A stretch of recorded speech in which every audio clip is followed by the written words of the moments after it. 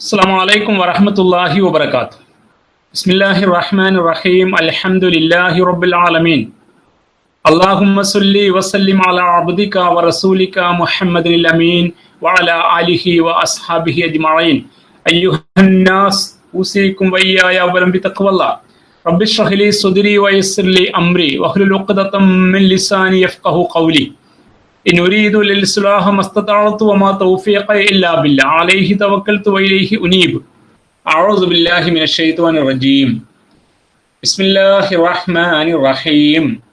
وقضى ربك ألا تعبدوا إلا إياه وبالوالدين إحسانا إما يبلغن عندك الكبر أحدهما أو كلاهما فلا تقل لهما أف ولا تنهرهما وقل لهما قولا كريما واخفض لهما جناح الذل من الرحمة وقل رب ارحمهما كما ربياني صغيرا. صدق الله العلي العظيم. ബഹുമാന്യരായ രക്ഷിതാക്കളെ, സഹോദരന്മാരെ, സഹോദരിമാരെ, അല്ലാഹു സുബ്ഹാനഹു വ തആല നമ്മയും ഈ സദസ്സിനെയും അനുഗ്രഹിക്കുമാറാവട്ടെ. നമ്മുടെ ഈ സംഗമം തമ്പുരാന്റെ അടുക്കൽ സ്വീകാര്യമായ ഒരു സൽക്കർമ്മമായി നാഥൻ നമ്മിൽ നിന്ന് സ്വീകരിക്കുമാറാവട്ടെ. നാം തുടർച്ചയായി പഠിച്ചുകൊണ്ടിരിക്കുന്നത് സൂറ ഇസ്രായിലെ 23-ാമത് വചനത്തിലെ മുഖ്യ പ്രതിപാദനങ്ങളായിട്ടുള്ള വിഷയങ്ങളെയാണ്. വബിൽ വാലിദൈനി ഇഹ്സാന എന്ന ഖുർആനിന്റെ പ്രയോഗമാണ് ഇപ്പോൾ നമ്മുടെ ചർച്ചാ വിഷയം. മാതാപിതാക്കളുമായി നല്ല നിലയിൽ വർത്തിക്കാൻ വേണ്ടി നിർദ്ദേശിച്ച ശേഷം അല്ലാഹു സുബ്ഹാനഹു വ തആല അവരോട് അനുവർത്തിക്കേണ്ടുന്ന ചില നിലപാടുകളെ ഈ ആയത്തിൽ തുടർന്ന് പറഞ്ഞിരിക്കുന്നു. അതിന്റെ വിശദാംശങ്ങളാണ് കഴിഞ്ഞ ക്ലാസ്സുകളിൽ നാം കേട്ടുകൊണ്ടിരുന്നത്. ഇമ്മാ യബ്ലുഗന്ന ഇൻദകൽ കിബറ അഹദുഹുമാ ഔ കിലാഹുമാ, അവരിൽ ഒരാളോ അല്ലെങ്കിൽ രണ്ടുപേരുമോ നിന്റെ അടുക്കലായിരിക്കെ വാർദ്ധക്യ സഹജമായ അവസ്ഥയിലായി തീർന്നാൽ, അല്ലെങ്കിൽ വാർദ്ധക്യം ബാധിച്ചവരായി ഉണ്ടായാൽ, ഫലാ തഖുൽ ലഹുമാ ഉഫിൻ, അവരോട് ഉഫ് എന്ന് പോലും പറയരുത്. അഥവാ അവർക്ക് അനിഷ്ടകരമാകുന്ന രീതിയിൽ നമുക്ക് അസ്കത ഉള്ളത് പ്രകടിപ്പിക്കും വിധമുള്ള പ്രയോഗങ്ങൾ നടത്തരുത്. അതിനെയാണ് ഛേ എന്ന് പറയരുത് എന്ന് നമ്മൾ സാധാരണഗതിയിൽ അർത്ഥം പറഞ്ഞു പോകുന്നത്. വലാ തൻഹർഹുമ, അവരോട് പരുഷമായി പെരുമാറരുത്, അല്ലെങ്കിൽ അവർക്ക് അനിഷ്ടകരമായ രീതിയിലുള്ള സമീപനങ്ങൾ പാടില്ല. അവരെ അവഗണിക്കാനോ പരിഗണിക്കാതിരിക്കാനോ പാടില്ല. വഖുൽ ലഹുമാ ഖൗലൻ കരീമ, അവരോട് മാന്യമായ വാക്കുകൾ പറയണം. ഇത്രയും ഭാഗവുമായി ബന്ധപ്പെട്ട് ഖുർആനിലും ഹദീസിലും വന്ന, അതിനുശേഷം മാതാപിതാക്കളുമായുള്ള പെരുമാറ്റത്തിൽ സലഫുസ് സാലിഹീങ്ങളുടെ മാതൃകയായിട്ട് വന്ന കാര്യങ്ങളാണ് നമ്മൾ ഇതുവരെയായിട്ട് പഠിച്ചെത്തിയത്. ഇനി ഈ ആയത്തിന്റെ ബാക്കി ഭാഗത്ത് ഒരു കാര്യം പ്രത്യേകം പറയുന്നുണ്ട്. വഖ്ഫ് ലഹുമാ ജനാഹ ദുല്ലി മിനർ റഹ്മ എന്ന് പറഞ്ഞ ശേഷം വഖ്ഫ് ലഹുമാ ജനാഹ ദുല്ലി മിനർ റഹ്മ,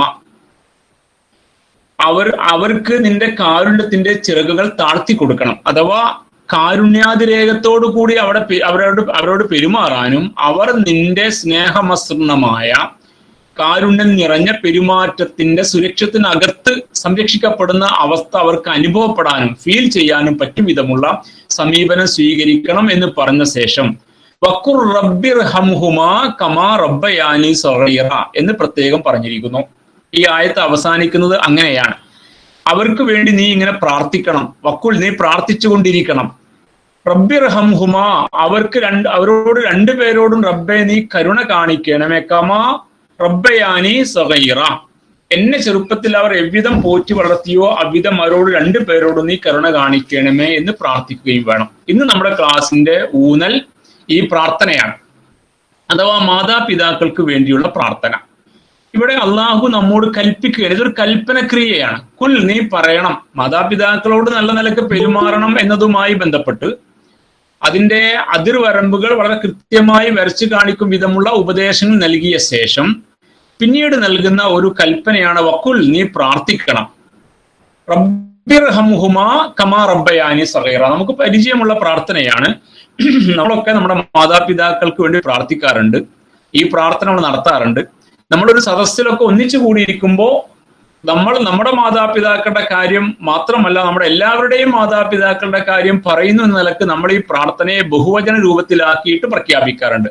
റബ്ബിർഹംഹും കമാ റബ്ബൗനാ സിഗാറ എന്ന സീഗ, ആ പ്രയോഗം എന്നത് അങ്ങനെയാണ്. റബ്ബിർഹംഹും, കമാ റബ്ബൗനാ സിഗാറ, പടച്ചവനെ ഞങ്ങളെ ചെറുപ്പത്തിൽ പോറ്റി വളർത്തിയതുപോലെ. നമ്മളാകുന്ന ഈ ടീം, ഇപ്പോൾ ഈ യോഗത്തിൽ പങ്കെടുക്കുന്ന ടീമിനെ ഒരു ഉദാഹരണമായിട്ട് എടുത്താൽ, ഈ ക്ലാസ്സിൽ പങ്കെടുക്കുന്ന ടീമിനെ ഒരു ഗ്രൂപ്പായിട്ട് എടുത്താൽ, നമ്മൾ ഈ പ്രാർത്ഥന നടത്തുമ്പോൾ വഖുർ റബ്ബിർ ഹംഹുമാ കമാ റബ്ബയാനി സഗീറ എന്ന ഖുർആനിക നിർദ്ദേശം പാലിച്ചുകൊണ്ട് റബ്ബിർ ഹംഹും കമാ റബ്ബൗനാ സിഗാറ എന്ന് നമ്മൾ അറബി ഭാഷയിലെ ബഹുവചന രീതിയിലായിട്ട് പറയും. ഞങ്ങളെ ചെറുപ്പത്തിൽ പോറ്റി വളർത്തിയതുപോലെ നാഥ ഞങ്ങളുടെ മാതാപിതാക്കളോട് നീ കരുണ ചെയ്യണമേ എന്ന്.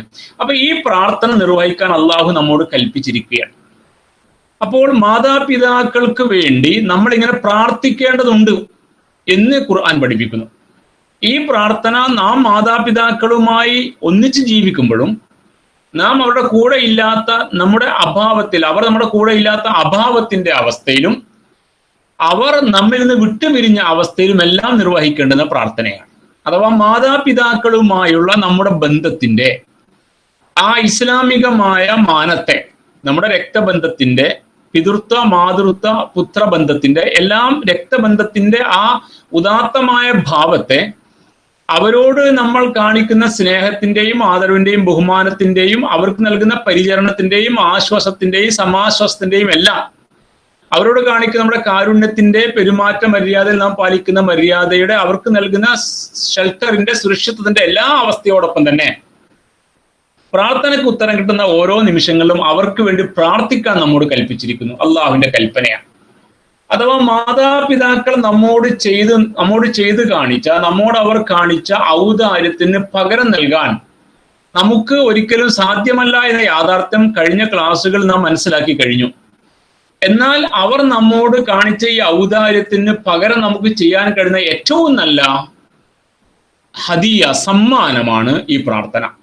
അതുകൊണ്ട് ഇതിനെ തഫ്സീറിലൊക്കെ വിശേഷിപ്പിക്കുന്നത് മക്കൾക്ക് അവരുടെ മാതാപിതാക്കൾക്ക് നൽകാൻ കഴിയുന്ന ഏറ്റവും വലിയ ഔദാര്യം, സമ്മാനം എന്ന നിലക്കാണ്. ഹദിയ യഥാർത്ഥത്തിൽ നമ്മുടെ നിർബന്ധ ബാധ്യതയാണ്. കാരണം അവർ നമ്മോട് ചെയ്തു കാണിച്ച, നമുക്ക് വേണ്ടി ചെയ്ത അവരുടെ സ്നേഹമസൃണമായ പെരുമാറ്റത്തിന്റെ, ത്യാഗത്തിന്റെ എല്ലാം പകരമായിട്ട് നമുക്ക് എന്ത് നൽകിയാലും അത് പകരമാവില്ല എന്ന യാഥാർത്ഥ ബോധ്യം നമുക്ക് ഉള്ളതോടൊപ്പം തന്നെ പിന്നീട് നമുക്ക് സാധ്യമാകുന്ന, അവരോട് ചെയ്യാൻ കഴിയുന്ന ഏറ്റവും വലിയ ഔദാര്യം, അല്ലെങ്കിൽ നമുക്ക് ചെയ്യാൻ കഴിയുന്ന ഏറ്റവും വലിയ ഗിഫ്റ്റ്, നൽകാൻ കഴിയുന്ന ഗിഫ്റ്റ്, ഹദിയ, അവർക്ക് വേണ്ടി പ്രാർത്ഥിക്കുക എന്നതാണ്. അതുകൊണ്ടാണ് ഈ പ്രാർത്ഥനയെ ഇവിധം ഖുർആൻ നിർബന്ധമായ രൂപത്തിൽ നമ്മുടെ മുമ്പിൽ കൽപ്പിച്ചിരിക്കുന്നത്. അതുകൊണ്ട് മാതാപിതാക്കൾക്ക് വേണ്ടി പ്രാർത്ഥിക്കൽ മക്കളുടെ ബാധ്യതയാണ്. കഴിഞ്ഞ ക്ലാസ്സിൽ നമ്മൾ മാതാപിതാക്കൾ മക്കൾക്ക് വേണ്ടി നടത്തുന്ന പ്രാർത്ഥന അല്ലാഹു സ്വീകരിക്കും എന്ന കാര്യം പഠിച്ചു. അഥവാ മാതാപിതാക്കൾ മക്കൾക്ക് വേണ്ടി പ്രാർത്ഥിക്കുമെന്ന് സ്വാഭാവികമായി തന്നെ അതിൽ ഉള്ളടങ്ങുന്ന ഒന്നാണ്, നമ്മൾ പ്രത്യേകം പറയേണ്ടതില്ല. കാരണം മാതാപിതാക്കൾ ഇസ്ലാമിക ബോധത്തോടു കൂടി നമ്മെ വളർത്തുകയും പരിപാലിക്കുകയും ചെയ്യുന്നവരാണ് എങ്കിൽ ഓരോ പോയിന്റിലും അവിടെ പ്രാർത്ഥന ഉണ്ടാകും നമുക്ക് വേണ്ടി.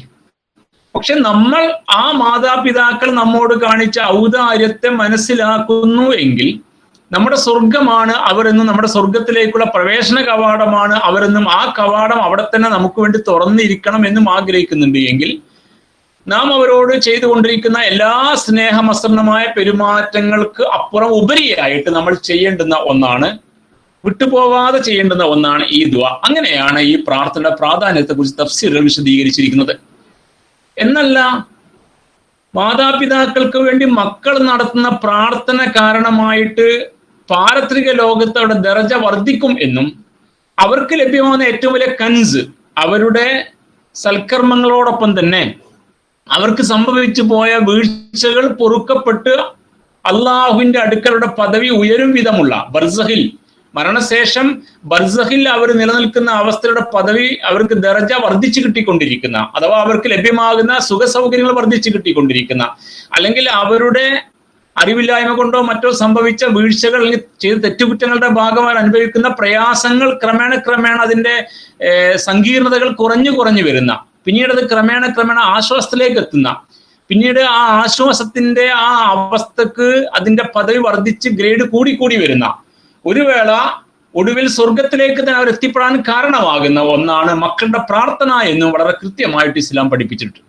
മഹാനായ റസൂലുള്ളാഹി സ്വല്ലല്ലാഹു അലൈഹി വസല്ലം ഈ വിഷയത്തെ കുറിച്ച് പറഞ്ഞത് ഇങ്ങനെയാണ്. നമുക്കറിയാവുന്ന ഒരു ഹദീസ് തന്നെ, ഇദാ മാത്തൽ ഇൻസാനു ഇൻഖത അൻഹു അമലുഹു ഇല്ലാ മിൻ സലാസ്. ഒരാൾ മരിച്ചു കഴിഞ്ഞാൽ അയാളുടെ എല്ലാ പ്രവർത്തനങ്ങളും നിലച്ചു. ജൈവികമായ അയാളുടെ പ്രവർത്തനമെല്ലാം അവസാനിക്കാനുള്ള മരണത്തോടു കൂടി. അയാളുടെ എല്ലാ പ്രവർത്തനവും, ഇഹലോകത്തുള്ള എല്ലാ പ്രവർത്തനവും അവസാനിച്ചു. എന്നാൽ 3 കാര്യങ്ങൾ മാത്രമാണ് അദ്ദേഹത്തിന് പരലോകത്ത് പ്രയോജനപ്പെടുക. ഇവിടെ ചെയ്തുകൊണ്ടിരുന്ന എല്ലാ കർമ്മങ്ങളും അവസാനിക്കുകയാണ്. അതിൽ ഫലപ്പെടുന്നത്, ഉപകാരപ്പെടുന്നത് 3 കാര്യങ്ങൾ മാത്രമാണ്. അതിലൊന്ന് ഇല്ലാമിൻ സദഖത്തിൻ ജാരിയ, ജാരിയായ സദക്ക, അഥവാ എന്നെന്നും നിലനിൽക്കുന്നതും ഏതൊരു കാര്യത്തിന് വേണ്ടി മാറ്റിവെച്ചുവോ ആ മാർഗത്തിൽ ഫലം ചെയ്യുന്നതുമായ, നിരന്തരമായ ഫലം നൽകുന്നതുമായ ദാനധർമ്മങ്ങൾ, അതിനാണ് സദക്ക ജാരിയ എന്ന് പറയാൻ വിശദീകരിക്കേണ്ടതില്ല. നമ്മുടെ ഈ ക്ലാസ്സിൽ പങ്കെടുക്കുന്നവർ ഈ വിഷയകമായ ഉത്ഭുതരാണ്. ആളുകൾക്ക് ഉപകാരപ്പെടുന്ന ജനസേവനവും ജനോപകാരപ്രദവുമായ സംവിധാനങ്ങൾ ഉണ്ടാക്കി കൊടുക്കുക. അതുപോലെ തന്നെ ദീനിന്റെ നിലനിൽപ്പിനും വളർച്ചക്കും ഉയർച്ചക്കും അതിന്റെ പ്രബോധനപരമായ അവസ്ഥക്കും അതിന്റെ മുന്നോട്ടുള്ള പ്രയാണത്തിനും സാധ്യമാകുന്നതും സഹായകരമാകുന്നതുമായ സംവിധാനങ്ങൾ സംവിധാനിക്കുക. ഇങ്ങനെ തുടങ്ങി അതിന്റെ ചെറുതും വലുതുമായ, അതിന്റെ ഏറ്റവും താഴെ അവസ്ഥയിലും അതിന്റെ ഉച്ചിയിൽ നിൽക്കുന്ന ഒരുപാട് ഉദാഹരണങ്ങൾ നമുക്ക് പറയാൻ കഴിയും. അപ്പൊ ആ അർത്ഥത്തിൽ സദഖ ജാരിയ, നിലനിൽക്കുന്ന ദാനധർമ്മങ്ങൾ, എന്നെന്നും ഫലം നൽകുന്ന ദാനധർമ്മങ്ങൾ, ഒരിക്കലും നശിച്ചു പോകാത്തതും പിന്നെയും ഉപകാരപ്പെട്ടുകൊണ്ടിരിക്കുന്നതും തലമുറകളായിട്ട് അത് ഉപകാരപ്പെട്ടുകൊണ്ടിരിക്കുന്നതുമായ ദാനധർമ്മങ്ങൾ. അത്തരം ദാനധർമ്മങ്ങൾ എന്നും അത് ഫലം നൽകിക്കൊണ്ടിരിക്കും മരിച്ചുപോയ വ്യക്തികൾക്ക് എന്നതാണ്. വഖഫ് സ്വത്തുക്കൾ ഉദാഹരണമായിട്ട് പറയാം. മുൻഗാമികൾ നൽകിയ വഖഫുകൾ, ആ വഖഫ് സ്വത്തുക്കൾ മുഖേന ഇസ്ലാമിന്റെ സംവിധാനങ്ങൾ അതിന്റെ തുടർച്ചയിൽ നിരന്തരമായി നിലനിൽക്കുന്നു. കാലഘട്ടത്തിന്റെ ആവശ്യത്തിനനുസരിച്ചും അതാത് കാലഘട്ടത്തിലെ സങ്കീർണതകളെ മാനിച്ചുമൊക്കെ അതിന് രൂപമാറ്റം വന്നാൽ പോലും ആ അസറ്റ് അങ്ങനെ തന്നെ ഫലം നൽകുന്ന അവസ്ഥയിൽ തുടരുന്നു. അതൊരു ഉദാഹരണമാണ്. ജനങ്ങൾക്ക് ജനോപകാരപ്രദമായ വഴികൾ, അതുപോലെ തന്നെ തോടുകൾ, കനാലുകൾ, കിണറുകൾ, അങ്ങനെ ആളുകൾക്ക് താമസിക്കാൻ ഉതകുന്ന സംവിധാനങ്ങൾ, വരുമാന മാർഗങ്ങൾ, ഇങ്ങനെ തുടങ്ങി എല്ലാം ഈ ഗണത്തിൽപ്പെടുന്നതാണ് ചെറുതും വലുതുമായ അവസ്ഥയിൽ. അപ്പൊ ഇങ്ങനെയുള്ള സദഖത്തുൻ ജാരിയ. രണ്ടാമതായിട്ട് ഇതുപോലെ നിരന്തരമായിട്ട് പരലോകത്തേക്ക് ഉപകാരപ്പെടുന്നതും ഫലം കിട്ടുന്നതുമായ കാര്യമായിട്ട് കൂടെ മരിച്ചു പോയ ആൾക്ക് കൂടെ കിട്ടുന്നതുമായ സംവിധാനമായിട്ട് പറഞ്ഞിരിക്കുന്നത് ഔ ഇൽമുൻ യുന്തഫഉ ബിഹി, ഉപകാരപ്പെടുന്ന വിജ്ഞാനമാണ്, പ്രയോജനപ്പെടുന്ന വിജ്ഞാനം. 2 അവസ്ഥയിൽ അതിനർത്ഥം പറഞ്ഞിട്ടുണ്ട്. ഒന്ന്, അവനവൻ പഠിക്കുകയും അതനുസരിച്ച് അവനവനെ മാറ്റിപ്പണിയുകയും ചെയ്യാൻ ഉതകും വിധമുള്ള വിപ്ലവാത്മകമായ രീതിയിൽ അവനെ ഈമാൻ വർദ്ധിപ്പിക്കുകയും ഇസ്തിഖാമത്ത് സാധ്യമാക്കുന്ന വിജ്ഞാനം. നമ്മളീ പഠിക്കുന്നത് ഇപ്പൊ അതാണ്. ഈ വിജ്ഞാനം നേടുന്നു, നമ്മുടെ വിശ്വാസത്തെ നമ്മുടെ അറിവ് കൊണ്ട് ഉറപ്പിക്കുന്നു, അതനുസരിച്ച് നമ്മുടെ ജീവിതത്തിലെ പാകപ്പിഴകളെ തിരുത്തുന്നു. ഇപ്പോൾ നമ്മൾ ഒന്നാമത് പഠിച്ച അള്ളാഹുവിന് ഇബാദത്ത് എടുക്കുക എന്ന ആ വസ്തുത, അല്ലാത്ത അഅ്ബുദു ഇല്ലാ ഇയ്യാഹു, അതിന്റെ അടിസ്ഥാനത്തിൽ നാം മനസ്സിലാക്കുന്ന കാര്യങ്ങൾ ആ വസ്തുതയെ ഉറപ്പിക്കുന്നു, നമ്മുടെ കർമ്മങ്ങളെ അത് പ്രതിഫലിക്കുന്നു. അപ്പൊ അത് പ്രയോജനം ചെയ്യുകയാണ് നമ്മുടെ ജീവിതത്തിൽ. വബിൽ വാലിദിനി ഇഹ്സാന എന്ന 2ാമത് വസ്തുത, അതിനനുസൃതമായി നമ്മൾ കേട്ട കാര്യങ്ങൾ ഉറപ്പിക്കുകയും അതിനനുസരിച്ച് നാം പാകപ്പെടുകയും അങ്ങനെ മാറാൻ ശ്രമിക്കുകയും ചെയ്യുമ്പോൾ അതിൽ നമുക്ക് കിട്ടുന്ന ആ വിജ്ഞാനം കൊണ്ട് കിട്ടുന്ന ഉപകാരങ്ങൾ, നമുക്ക് ഉപകാരപ്പെടുന്ന ആ വിജ്ഞാനം, ഇങ്ങനെ മനുഷ്യന് അവന്റെ ജീവിതത്തിന് ഉപകാരപ്പെടുന്ന വിജ്ഞാനങ്ങൾ, അടിസ്ഥാനപരമായി അവന്റെ ഐഹികമായ ഇസ്ലാമിക ജീവിതത്തിനും പാരത്രികമായ സ്വർഗപ്രവേശനം ഉതകുന്ന വിജ്ഞാനങ്ങൾ. മറ്റു വിജ്ഞാനങ്ങളെ അവഗണിക്കുകയല്ല, പക്ഷെ അതിന്റെ പ്രിഫറൻസ് ലിസ്റ്റിൽ 1ാം സ്ഥാനത്ത് ഇതാണ് വരിക എന്നതുകൊണ്ടാണ്. അതുകൊണ്ട് അവന് ആ വിജ്ഞാനത്തിന്റെ അടിസ്ഥാനത്തിൽ നിർവഹിക്കുന്ന കർമ്മങ്ങൾ മുഖേന പരലോകത്ത് ഗുണം കിട്ടും. 2ാമത്, ഈ നേടിയ വിജ്ഞാനം കൊണ്ട് തന്റെ കുടുംബത്തിലും തന്റെ പരിതവൃത്തത്തിലും സമൂഹത്തിലും അവൻ നൽകുന്ന സേവനങ്ങൾ, അതിന്റെ ഫലവും കിട്ടിക്കൊണ്ടിരിക്കും. മൻ ദല്ല അലാ ഖൈരിൻ ഫലഹു മിസ്ല അജ്രി ഫാഇലി എന്ന ഏറെ പ്രശസ്തമായ ഹദീസിന് ഉദാഹരണമായിട്ട് പണ്ഡിതന്മാർ പറയാറുണ്ട്. ഒരാൾ ഒരു സൽക്കർമ്മം മറ്റൊരാളെ അറിയിച്ചാൽ, മൻ ദല്ല അലാ ഖൈറിൻ, ഒരു സൽക്കർമ്മം മറ്റൊരാളെ അറിയിച്ചാൽ ആ അറിയിക്കപ്പെട്ട വ്യക്തി ആ സൽക്കർമ്മങ്ങൾ ആചരിക്കുകയും അനുഷ്ഠിക്കുകയും ആ വിജ്ഞാനം നേടുകയും അതനുസരിച്ച് പ്രവർത്തിക്കുകയും ചെയ്യുമ്പോൾ ഫലഹു മിസ്ല അജ്രി ഫാഇലി, ആ കേട്ട് അത് ചെയ്യുന്നവൻ ചെയ്യുമ്പോൾ അവൻ അള്ളാഹു നൽകുന്ന പ്രതിഫലത്തിന് സമാനമായ പ്രതിഫലം അയാളുടെ പ്രതിഫലത്തിൽ ഒട്ടും കുറയാതെ ഈ നന്മ അറിയിച്ച വ്യക്തിക്കും അള്ളാഹു നൽകുമെന്നാണ്. അപ്പോൾ ജനങ്ങൾക്ക് ഈ വിജ്ഞാനത്തിൽ നിന്ന് നമ്മൾ നൽകുന്നത്, അപ്പൊ നമ്മുടെ കുടുംബത്തിൽ നമ്മളെല്ലാവരും ഇങ്ങനെ പ്രസംഗിക്കുന്നവരാണ് എന്നാ പറഞ്ഞാൽ അർത്ഥമൊന്നുമില്ല. അങ്ങനെ ആവണമെന്നും അർത്ഥമില്ല. അങ്ങനെ ആവാൻ ചിലപ്പോൾ സാധിച്ചോണമെന്നില്ല, സാധിക്കേണ്ടതുമില്ല. മറിച്ച് നമ്മൾ ഓരോരുത്തരും നമ്മുടെ കുടുംബത്തിലെ ഒരു നേതൃത്വമാണ്. അത് ആണായിരുന്നാലും പെണ്ണായിരുന്നാലും. പുരുഷനും നേതൃത്വമാണ്, പെണ്ണും നേതൃത്വമാണ്. അങ്ങനെ തന്നെ ഇസ്ലാം പഠിപ്പിച്ചത്. വൽ മറത്തു റായിത്തുൻ ഫീ ബൈത്തി സൗജിഹാ എന്ന് ഹദീസ് പറഞ്ഞിട്ടുണ്ടല്ലോ. സ്ത്രീ അവരുടെ ഭർത്താവിന്റെ വീട്ടിൽ അഥവാ ആ കുടുംബത്തിലെ നേതൃസ്ഥാനത്തിരിക്കുന്ന സഹോദരിയാണ്. അവരാണ് അതിലെ ഭരണാധികാരി. അപ്പോൾ നമ്മളാണോ പെണ്ണോ നമ്മുടെ മക്കൾക്കും നമ്മുടെ മാതാപിതാക്കൾക്കും നമ്മളുമായി ചേർന്ന് നിൽക്കുന്ന കുടുംബങ്ങൾക്കും നമുക്ക് ബന്ധപ്പെടുന്ന മേഖലകൾ ഏതുണ്ടോ? നമ്മളൊരു സോഷ്യൽ വർക്കർ ആണെങ്കിൽ, ഒരു അധ്യാപകനാണെങ്കിൽ, ഒരു കച്ചവടക്കാരനാണെങ്കിൽ, സമൂഹത്തിൽ ഇടപെടുന്നവരാണെങ്കിൽ, അല്ലെങ്കിൽ ഒരു സാധാ തൊഴിലാളിയാണെങ്കിൽ, ഏതോ നിലക്ക് നമുക്ക് നമ്മുടെ ബന്ധങ്ങളുണ്ട്. ആ ബന്ധങ്ങളിലും നമ്മുടെ കുടുംബത്തിലും ആ കുടുംബത്തിന് പുറത്തും ബന്ധങ്ങളിലും ഒക്കെ നൽകുന്ന ഇസ്ലാമികമായ വിജ്ഞാനത്തിന്റെ ടിപ്സ് നമ്മുടെ പെരുമാറ്റത്തിലൂടെ, പ്രവർത്തനത്തിലൂടെ, സംസാരത്തിലൂടെ, നാം കാണിക്കുന്ന മാതൃകയിലൂടെ, നമ്മൾ അവർക്ക് നൽകുന്ന ഉപദേശത്തിലൂടെ, നിർദ്ദേശങ്ങളിലൂടെ, ചിലപ്പോൾ ഒരു നോർമൽ ടോക്കിലൂടെ, ഏതോ നിലക്ക് നമ്മൾ നൽകുന്ന നമ്മുടെ അറിവിൽ നമുക്ക് കിട്ടിയ ഇസ്ലാമികമായ വിജ്ഞാനീയങ്ങളും രീതികളും ഒക്കെ നൽകുമ്പോൾ അത് കേൾക്കുന്നവർ അതിലൂടെ അവരുടെ ചിന്ത വികസിക്കുന്നു, അവരുടെ വിജ്ഞാനം വർദ്ധിക്കുന്നു, വസ്തുതകൾ മനസ്സിലാക്കുന്നു, വസ്തുതാന്വേഷണത്തിന് അവർ പ്രചോദിതരാകുന്നു. നാം അവരെ പ്രൊമോട്ട് ചെയ്യുകയാണ് നന്മയുടെ മാർഗത്തിലേക്ക്. അപ്പോ അങ്ങനെ വരുമ്പോൾ ആ മാർഗത്തിലൂടെ അവർ നേടിയെടുക്കുകയും പ്രവർത്തിക്കുകയും ചെയ്യുന്ന എല്ലാ സൽക്കർമ്മങ്ങൾക്കും നമുക്കൊരു പുണ്യമുണ്ട് എന്നുള്ളതാണ്. അതിന്റെ ഫലം പരലോകത്ത് കിട്ടും. അപ്പൊ ആ അർത്ഥത്തിൽ സ്വയം നമുക്ക് ജീവിതത്തിലേക്ക് പരിവർത്തനത്തിന് ഉതകും വിധമുള്ള നാം ആർജിക്കുന്ന വിജ്ഞാനീയങ്ങളും നാം വിജ്ഞാനത്തിന്റെ അടിസ്ഥാനത്തിൽ നാം നടത്തിക്കൊണ്ടിരിക്കുന്ന സാമൂഹ്യ ബന്ധങ്ങളിലൂടെ, ഇടപഴക്കങ്ങളിലൂടെ, കുടുംബത്തിലും പുറത്തും നമ്മുടെ പരിധിവൃത്തത്തിൽ നടത്തിക്കൊണ്ടിരിക്കുന്ന പ്രവർത്തനങ്ങളിലൂടെ ഒക്കെ ഉണ്ടായി വരുന്ന നന്മകളും, വ്യക്തികൾ, സമൂഹത്തിൽ, കുടുംബത്തിൽ, അയൽപ്പക്കത്ത്, നാട്ടിൽ എവിടെയോ ഉണ്ടായി വരുന്ന നന്മകൾക്കും നമുക്ക് പ്രതിഫലം കിട്ടും, പരലോകത്ത് ഉപകാരപ്പെടുന്ന. ഇത്രയും പറഞ്ഞ ശേഷം, രണ്ട് കാര്യങ്ങൾ പറഞ്ഞ ശേഷം പിന്നീട് പറയുന്നത് ഔ വലദിൻ സ്വാലിഹിൻ യദ്ഉ ലഹു, ഈ മാതാപിതാക്കൾക്ക് വേണ്ടി പ്രാർത്ഥിക്കുന്ന ഒരു സന്താനം, ആ സന്താനത്തിന്റെ പ്രാർത്ഥന. ഒരു സന്താനം എന്ന് പറഞ്ഞാൽ ഒരാൾ നടത്താക്കണ്ട, സന്താനം, അത് ആണും പെണ്ണും ആവാം. അതാണ് വലത് എന്ന് പ്രയോഗിച്ചത്. ഈ മാതാപിതാക്കളുടെ ഉത്ഭവിച്ചു വന്നത്, ആണാവട്ടെ പെണ്ണാവട്ടെ, മക്കളുടെ പ്രാർത്ഥന മാതാപിതാക്കൾ ഉപകാരപ്പെടുന്നത്. അപ്പൊ മരിച്ചു പോയ ഒരു മനുഷ്യന് പരലോകത്ത് ഉപകാരപ്പെടുന്ന 3 കാര്യത്തിൽ, ഒന്ന് സദഖത്തുൻ ജാരിയ, 2 ഈ പറഞ്ഞ രീതിയിലുള്ള വിജ്ഞാനം, 3-ാമത്തേത് മക്കളുടെ പ്രാർത്ഥന. നമുക്ക് അറിയുന്ന കാര്യം തന്നെയാണ്. മക്കളുടെ പ്രാർത്ഥന ഇവിടെ എടുത്തു പറഞ്ഞിരിക്കുന്നു ഹദീസിൽ. അത് ഖുർആൻ നമ്മോട് പ്രാർത്ഥിക്കാൻ പറഞ്ഞു. വഖുർ റബ്ബിർഹംഹുമാ കമാ റബ്ബയാനി സഗീറ, പ്രാർത്ഥിക്കാൻ കൽപ്പിച്ചു. വിശുദ്ധ ഖുർആൻ കൽപ്പിച്ചു, അഥവാ അള്ളാഹു കൽപ്പിച്ചു. നമുക്ക് നിർബന്ധമാണ് ആ പ്രാർത്ഥന. നമ്മുടെ പ്രാർത്ഥനയിൽ ഇത് നിർബന്ധമായിട്ട് വരേണ്ട ഒരു സംഗതിയാണ്. നമ്മൾ നമ്മുടെ പരലോക മോക്ഷവും നമ്മുടെ കാര്യങ്ങളുമായി ബന്ധപ്പെട്ട് എപ്പോഴൊക്കെ പ്രാർത്ഥിക്കുന്നുവോ ആ പ്രാർത്ഥനയിൽ ഒരിടം മാതാപിതാക്കൾക്ക് ഉണ്ടാവുക എന്ന് നിർബന്ധമായിരിക്കുന്നു ഈ കൽപ്പനയോടുകൂടി എന്നാണ് അതിനെക്കുറിച്ച് നാം മനസ്സിലാക്കേണ്ടത്. ഹബീബായ റസൂലുള്ളാഹി പറഞ്ഞത് 3 കാര്യങ്ങളെ മനുഷ്യന് മരിച്ചതിൽ ഉപകാരപ്പെടുന്നതിൽ ഒന്ന് മക്കളുടെ പ്രാർത്ഥനയാണ് എന്ന് വരുമ്പോൾ, നമ്മുടെ മാതാപിതാക്കൾ നമ്മോട് ചെയ്ത ആ ഔദാര്യത്തെ പരിഗണിച്ച്, നേരത്തെ ഖുർആൻ നമ്മോട് ആ ഔദാര്യത്തെ സ്മരിക്കും വിധം പ്രാർത്ഥിക്കാൻ വേണ്ടി കൽപ്പിച്ച ആ പ്രാർത്ഥനയുടെ കണ്ടന്റ്, ഉള്ളടക്കത്തെ മാനിച്ചുകൊണ്ട് ആ പ്രാർത്ഥനയുടെ അടിസ്ഥാനത്തിൽ നമുക്ക് പകരം ചെയ്തു കൊടുക്കാൻ സാധ്യമല്ല എന്നിരിക്കെ തന്നെ, നമ്മൾ പകരം ചെയ്താൽ പോലും അത് തുല്യമാവില്ല എന്നിരിക്കെ തന്നെ, അവർക്ക് നൽകാവുന്ന ഏറ്റവും വലിയ ഗിഫ്റ്റ് ആണ് നിരന്തരമായി അവർക്ക് പ്രാർത്ഥിച്ചു കൊണ്ടിരിക്കുക. നമ്മുടെ പ്രാർത്ഥനാ വേളയൊക്കെ അവർക്ക് വേണ്ടി പ്രാർത്ഥിക്കുക. എങ്കിൽ നമ്മുടെ കൂടെ ഇല്ലാത്ത അവസ്ഥയിൽ, മരിച്ചുപോയ അവസ്ഥയിൽ ഈ മാതാപിതാക്കൾക്ക് ആ പ്രാർത്ഥന മുഖേന ബർസഖിൽ അവർക്ക് ആശ്വാസം ഉണ്ടാവും. ഖബറിലെ ജീവിതത്തിൽ, ആ ജീവിതത്തിൽ അവരുടെ പ്രയാസങ്ങൾ ദൂരീകരിക്കപ്പെടും, അവർക്ക് എളുപ്പമുണ്ടായി വരും, ക്രമേണ അവരുടെ പദവി വർദ്ധിക്കും. അപ്പൊ അവർ തന്നെ ചോദിക്കും, ഒരു ഹദീസിൽ അങ്ങനെ വന്നിട്ടുണ്ട്, അവർ തന്നെ ചോദിക്കും, അല്ല എനിക്ക് ഇപ്പോൾ സൗകര്യങ്ങൾ കൂടിക്കൂടി വരുന്നുവല്ലോ, സ്വർഗീയമായ അനുഭൂതികളുടെ ആസ്വാദനം സാധ്യമാകുന്നത് വർദ്ധിക്കുന്നു, എന്താണ് കാരണമെന്ന് അവർ ചോദിക്കുന്ന. അപ്പൊ മലക്കുകൾ പറയൂത്തരേ, നിങ്ങളുടെ മക്കളുടെ പ്രാർത്ഥനയാണ് ഇത്. മക്കളുടെ പ്രാർത്ഥന കൊണ്ട് ഇത് സാധ്യമാകും എന്നാണ്.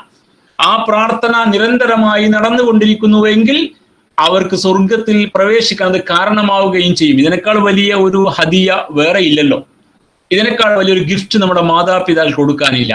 അതുകൊണ്ടാണ് നമുക്ക് നൽകാവുന്ന ഏറ്റവും വിലപിടിച്ച, അവർക്ക് നൽകാവുന്ന ഏറ്റവും വിലപിടിച്ച ഗിഫ്റ്റ് എന്നത് അവർക്ക് വേണ്ടി പ്രാർത്ഥിക്കലാണ് എന്ന് ഈ തഫ്സീറിന്റെ, ഈ ഖുർആനിലെ ആയത്തിന്റെ അടിസ്ഥാനത്തിൽ തഫ്സീറിൽ പറഞ്ഞിരിക്കുന്നത്. ഈ യാഥാർത്ഥ്യം ഉൾക്കൊണ്ടുകൊണ്ട് അവർക്ക് വേണ്ടി പ്രാർത്ഥിക്കാൻ നമുക്ക് കഴിയണം. നമ്മുടെ പ്രാർത്ഥന ഒരിടം മാതാപിതാക്കൾക്ക് ഉണ്ടാവണം. ആലോചിച്ച് നോക്കുക, നമ്മുടെ കൂട്ടത്തിൽ ഇപ്പോൾ ഈ സദസ്സിൽ പങ്കെടുക്കുന്ന എണ്ണത്തിൽ വലിയ പ്രായമുള്ളവരുണ്ട്, സാധാരണഗതിയിൽ യുവത്വത്തിന്റെ അവസ്ഥ നിൽക്കുന്ന ആളുകളുണ്ട്. ഈ പ്രായം ചെന്ന ആളുകൾക്ക് ഇപ്പോൾ 80 അല്ലെങ്കിൽ 60 അല്ലെങ്കിൽ 75 ഒക്കെ ആയി സങ്കല്പിക്കുക. ആ 75 വയസ്സുള്ള അദ്ദേഹത്തിന് പക്വതയും പാകതയും എത്തിയ നാളുകൾ, ഈ വിവരങ്ങൾ അറിഞ്ഞു തുടങ്ങിയ നാള് മുതൽ അദ്ദേഹത്തിന്റെ മാതാപിതാക്കളോട് നിരന്തരം പ്രാർത്ഥിക്കുന്നുണ്ട് എങ്കിൽ നിങ്ങൾ ആലോചിച്ച് നോക്കൂ, ആ മാതാപിതാക്കൾക്കുള്ള പ്രാർത്ഥന എത്ര കാലമായി തുടരുന്നു? ആ പ്രായം എന്ന അവസ്ഥയിലും ഈ മകൻ 75 വയസ്സുള്ള ഈ മകൻ, ആ മകന് അദ്ദേഹത്തിന്റെ മാതാപിതാക്കൾ കൂടെ ഇല്ല എങ്കിൽ പോലും അവർ ഒരു ഓർമ്മയും സ്മരണയും, ഒരു ഭംഗിയുള്ള ഓർമ്മയും ഒപ്പം ആ സ്മരണ, വേദന ഉണ്ടാക്കുന്ന സ്മരണയുമായി വൈകാരികത മുറ്റി നിൽക്കുന്നു എന്നതാണ് നാം മനസ്സിലാക്കേണ്ടത്.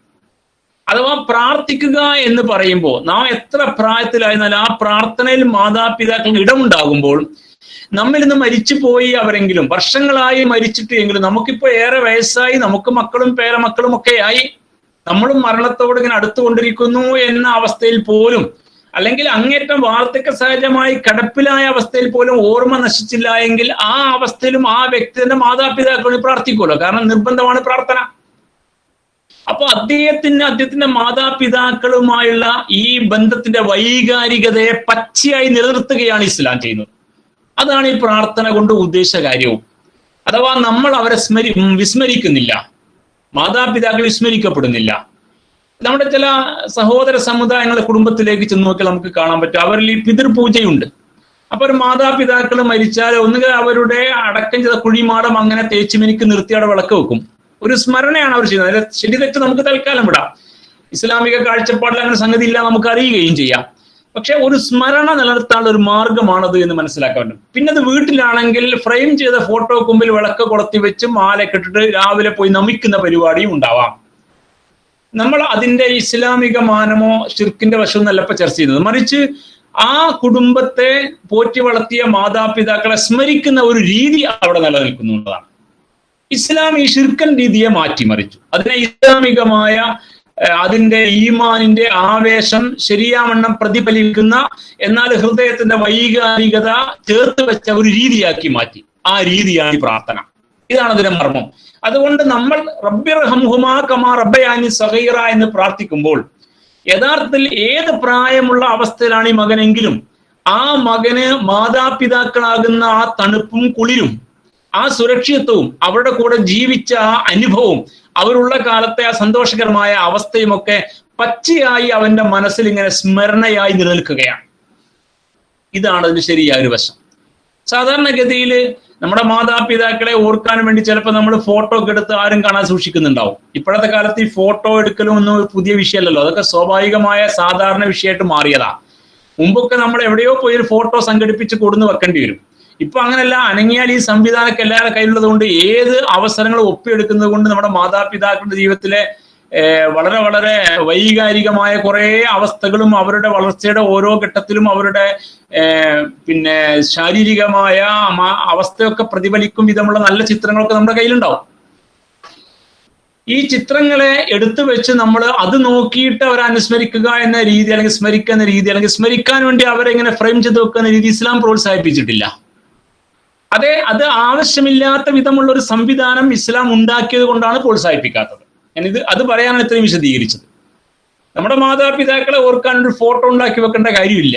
കാരണം ഈ മകൻ ഇസ്ലാമികമായ ബോധമുണ്ടെങ്കിൽ, ഈ മകൾക്ക് ഇസ്ലാമികമായ ബോധം, ഈ പേരമക്കൾക്ക് വല്യുപ്പാനെ അറിയുന്നത് ഇസ്ലാമികമായ ബോധത്തോടെയാണ് എങ്കിൽ അവിടെ പ്രാർത്ഥനയിൽ ഉണ്ടാകും ഈ മാതാപിതാക്കൾ. അതുകൊണ്ട് പ്രായമായ അവസ്ഥയിൽ ഈ മകന്റെ പ്രാർത്ഥനയിൽ ആ മകന്റെ 80, 75, 86 വയസ്സെത്തിരിക്കുന്ന അവസ്ഥയിൽ പോലും ഓർമ്മക്ക് ഒരു കുഴപ്പമില്ലെങ്കിൽ അദ്ദേഹത്തിന്റെ പ്രാർത്ഥനാ വേളയിലൊക്കെ അദ്ദേഹത്തിന്റെ മാതാപിതാക്കൾ ലൈവായിട്ട് നിൽക്കുന്നുണ്ടാവും.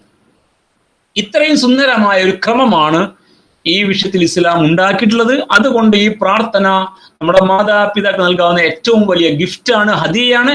അതുകൊണ്ട് ഏത് അവസ്ഥയിലും നമ്മൾ എത്ര പ്രായമായ വ്യവശതയുടെ അവസ്ഥയിലായിരുന്നാൽ പോലും പ്രാർത്ഥനയ്ക്ക് ഉത്തരം കിട്ടുന്ന വേളയിൽ നാം നമ്മുടെ പരലോകവും പരലോക മോക്ഷവും നമ്മുടെ ഇസ്തിഗ്ഫാറും തൗബയുമായിട്ട് അള്ളാഹുവിലേക്ക് കൈകൾ ഉയർത്തുന്നുണ്ടോ എങ്കിൽ ആ പ്രാർത്ഥനയിൽ ഒരിടം നമ്മുടെ മാതാപിതാക്കൾ നൽകാൻ നമുക്ക് കഴിയണമെന്നാണ് വിശുദ്ധ ഖുർആൻ ഈ പഠിക്കുന്ന ആയത്തിന്റെ ഒടുവിൽ വഖുർ റബ്ബിർഹംഹുമാ കമാ റബ്ബയാനി സഗീറ എന്ന കൽപ്പനയിലൂടെ നമ്മോട് ആജ്ഞാപിക്കുന്നു.